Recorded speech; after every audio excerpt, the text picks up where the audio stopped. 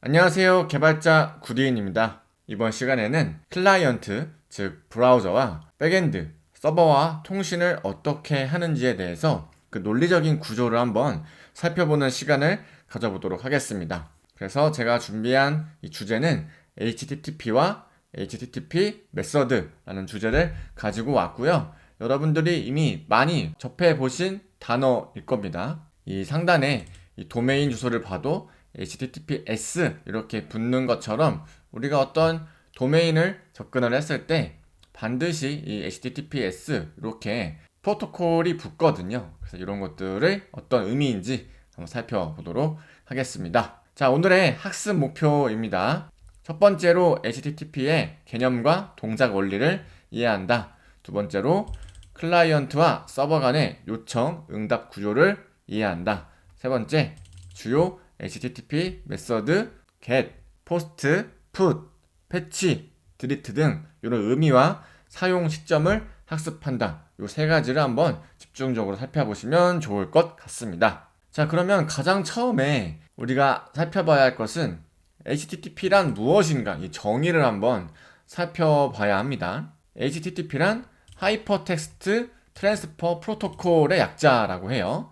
자, 그러면 이게 어떠한 의미냐면 웹에서 이 데이터를 주고받기 위한 통신 규약 혹은 일련의 약속이라고 생각하시면 됩니다. 그래서 우리는 HTTP라는 저 녀석을 통해서 데이터를 주고받을 거니까 요거를 반드시 지켜줘 라는 어떤 글로벌적으로 인터넷망에서 사용되는 규약, 약속이라고 이해하시면 됩니다. 그래서 조금 더 풀어서 한번 설명해 보면 HTTP는 HTML 문서를 비롯한 다양한 리소스, CSS, 자바스크립트, 이미지, 파일 등등 여러 가지 리소스를 가져올 수 있도록 해주면서 웹에서 이루어지는 모든 데이터 교환의 기초가 된다라는 거죠. 일련의 약속, 규약이기 때문에 데이터 교환의 기초가 된다라는 겁니다.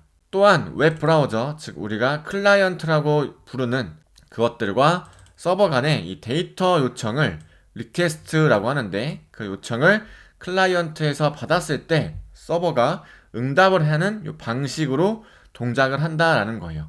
그래서 이미지를 한번 살펴보시면 브라우저, 즉 클라이언트 쪽에서 어떤 버튼을 클릭을 하든 새로 고침을 하든 어떤 사이트에 접근을 하든 상세 페이지에 접근을 하든 결제를 하든 등등등 사용자가 액션을 취할 수 있는 모든 기능적인 부분들이 대체로 이 서버와 연결되어 있기 때문에 그리고 서버는 데이터베이스와 연결되어 있고 그 과정 속에서 이 데이터를 주고받는 이 과정을 HTTP 커넥션이라고 표현을 하고 클라이언트가 서버 쪽으로 뭔가 요청을 하는 그 의미를 우리가 리퀘스트라고 표현을 하고 서버가 클라이언트 쪽으로 요청받은 것들에 대해서 처리를 한 다음에 요청과 관련된 답을 반환시켜주는 이 작업을 이제 리스폰스라고 합니다. 그리고 안전하게 할 수 있도록 도와주는 게 이제 TCP 커넥션이라는 개념이 있어요.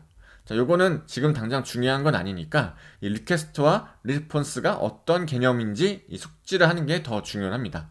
그래서 이 클라이언트, 즉 요청자가 서버, 응답자에게 요청을 보내고 리퀘스트를 하면 받은 사람, 서버, 즉 응답자가 클라이언트 쪽으로 데이터를 반환, 이걸 이제 리스폰스하는 요 구조를 이제 HTTP에서 일어나는 커넥션이라 표현을 하는 겁니다. 자, 제가 이 부분을 정리를 해놨지만 위 이미지에서 보이는 이 TCP 커넥션이라는 거는 HTTP 자체가 데이터를 실제로 전달하는 기능이 없기 때문에 따라서 HTTP는 어떤 데이터를 보낼지 어떤 형식으로 보낼지 이것들을 정의할 뿐인 거고 실제로 데이터를 전송하는 어떤 택배 역할을 하는 거는 이제 TCP 혹은 IP라고 불리는 녀석들이 그 데이터를 어떻게 안전하게 전송을 할지 담당을 한다라는 겁니다.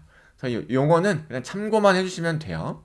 예시를 한번 준비해 봤습니다. HTTP는 택배 상자 안에 우리가 뭔가 내용물을 담잖아요. 편지라고 표현을 했는데 어떤 내용을 쓸지 어떤 형식으로 쓸지 어떤 콘텐츠들은 이 HTTP 안쪽에 저장이 되고 자, 이것들을 실제로 서버로 실제로 클라이언트로 전송하고 이 주고받는 역할을 TCP 상자를 포장하고 추적하는 배송 시스템인 거죠. 왔다 갔다 하는 요 경로들을 TCP 혹은 이제 IP에서 저 역할을 한다라는 거예요.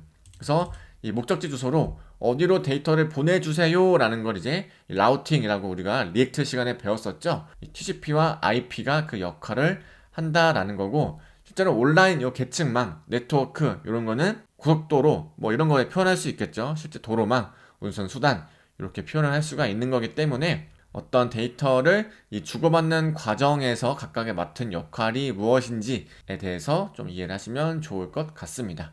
사실 처음 보는 용어이기 때문에 용어가 어렵지, 사실은 데이터를 주고받는 역할을 이제 이 HTTP라는 어떤 약속에 따라서 정해진 규칙에 따라서 주고받는 형태다 라는 정도로 이해하시면 될 것 같습니다.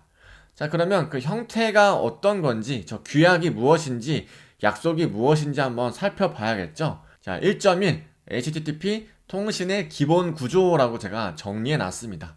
그래서 클라이언트와 서버가 데이터를 주고받는 요 과정을 클라이언트가 서버로 보내는 건 요청, 서버가 클라이언트로 보내는 건 응답이라고 표현을 했고, 클라이언트는 손님, 서버는 식당 주방이라고 표현을 했습니다.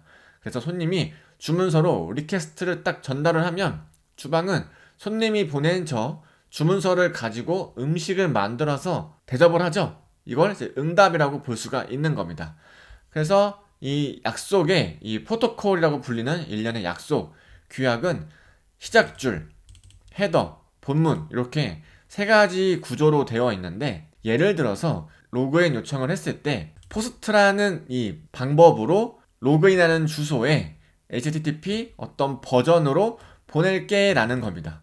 그리고 요청을 보낼 서버의 도메인, 즉 서버가 받는 주소를 작성을 해주는 거예요. 그리고 본문, 즉 바디의 데이터가 어떤 형식인지, 그리고 어떤 권한으로 어떤 인증으로 보안 관련 토큰도 이렇게 보내서 실제로 어떤 데이터를 보내겠다라는 거죠. 그래서 이 부분이 바디가 되는 거고, 이 부분은 헤더가 되는 겁니다. 그리고 여기는 시작줄이라고 표현을 하는 거고, 요 세 가지의 어떤 규칙이 좀 있습니다. 일련의 템플릿이라고 보시면 돼요. 딱 맞는 구조에 맞게 데이터를 보내면 되는 거고, 서버 쪽으로. 그러면 로그인을 실제로 처리를 했대, 처리가 완료가 되었을 때 응답을 서버에서 클라이언트 쪽으로 보낼 때는 마찬가지로 시작줄, 헤더, 바디가 이렇게 있습니다. 그래서 시작줄은 HTTP 어떤 버전으로, 자, 200은 조회가 잘 됐다는 완료의 의미이고 OK 의미를 보낸 다음에 응답 데이터의 형식, 보낸 바디의 형식이 애플리케이션 JSON 타입이었으니까 반환도 애플리케이션 JSON을 보내겠다 라는 의미고, 그 외적으로 쿠키에는 뭘 담겠다 뭐 등등등 속성들을 담을 수가 있는 거예요. 그리고 실제로 클라이언트 쪽으로 보낼 데이터의 구조가 다음과 같다라는 거죠. 그래서 시작줄, 헤더, 바디 이렇게 세 가지의 구조가 프로토콜을 보내는 HTTP의 일련의 약속, 규약의 구조라고 이해를 하시면 될 것 같습니다. 자, 그러면 이 상태 코드라고 불리는 HTTP 스테이터스 코드가 여러 가지가 있어요. 그 중에서도 가장 많이 쓰이는 것들 중에 하나가 이제 200번, 201번, 400번, 401번, 403번, 404번, 그리고 429번도 있습니다. Too many request. 너무 많은 요청들이 왔을 때 429 에러도 배출을 하는데, 자, 제가 그거는 빼뜨렸네요.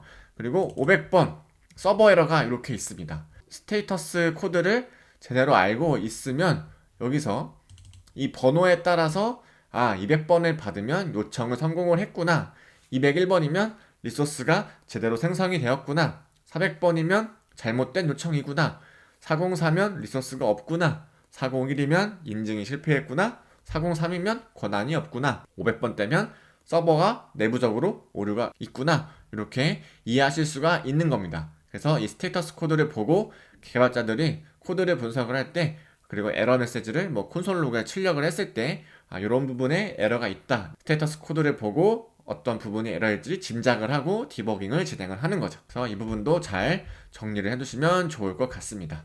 그래서 그림으로 한번 이제 준비를 해봤는데, 이제 우리가 앞으로 API 작업을 많이 해볼 텐데, 이제 그걸 이제 RESTful API라고 부르는데, 그건 이제 그 뒷부분에서 실제로 API 작업을 할 때 한번 알아보도록 하고, 자, 클라이언트가 서버로 뭔가 데이터를 보낼 때 우리가 사용하는 방식이 HTTP라는 프로토콜 일련의 약속 규약을 통해서 데이터를 전달을 하고 그때 메서드가 다양하게 있다라는 거죠. 그리고 스테이터스 코드에 따라서 요청이 올바르게 됐는지 생성이 됐는지 에러가 있는지 권한이 있는지 뭐 이런 등등등을 체킹을 할 수가 있다라는 겁니다. 자, 그래서 여기 보시면 get, post, put, delete 이렇게 뭔가 우리가 처음 보는 용어들이 이렇게 보이죠. HTTP 메서드라고 표현을 하는데 우리가 데이터를 전달을 할 때 정확히 어떤 역할을 하는지에 대해서 API가 역할을 부여를 해주는 겁니다.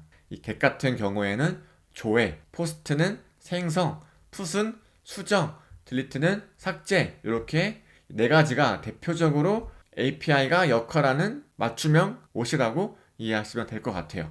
자, 사전적 의미를 한번 살펴보면 HTTP 메서드는 클라이언트가 서버로 어떤 의도로 요청을 보내는지 표현을 하는 거예요.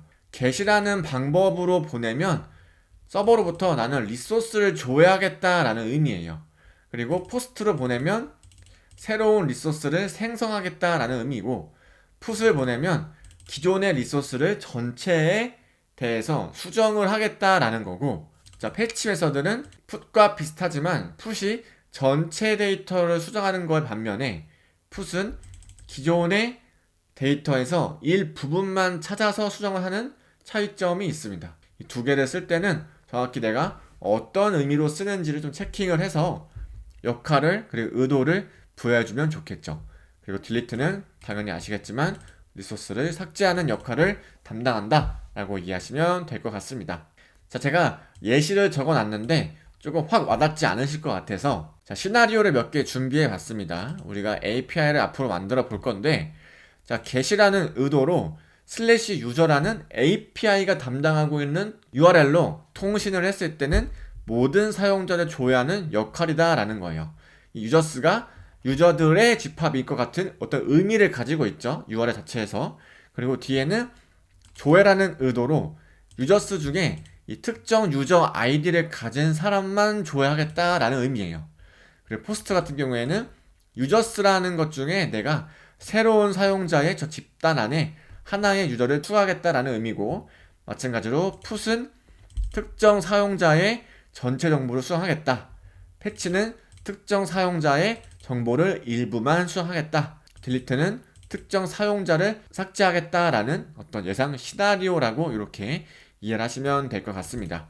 그래서 get, post, put, 패치, delete 총 5가지 HTTP 메서드는 많이 사용되니까 역할이나 설명, 예시 이런 것들을 잘 참고하시고 기억하신 다음에 저와 함께 실습을 진행을 할 때 접목시켜 보시면 훨씬 이해가 잘 되실 겁니다.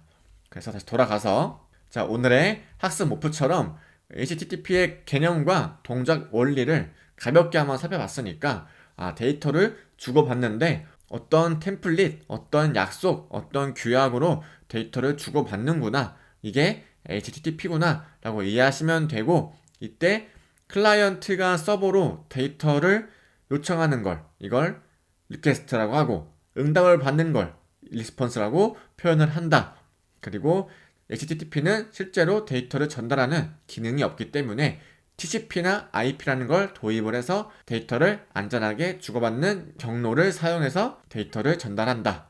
그리고 데이터를 전달할 때 사용자는 어떤 의도를 담아서 전달을 하는데 get, post, put, patch, delete 5가지 메서드가 자주 쓰이기 때문에 역할과 예시 그리고 시나리오를 잘 이해를 한 다음에 후반부에 진행되는 실습 시간에 접목시키면 되겠다 정도로 이번 시간은 이해해 주시면 될 것 같습니다.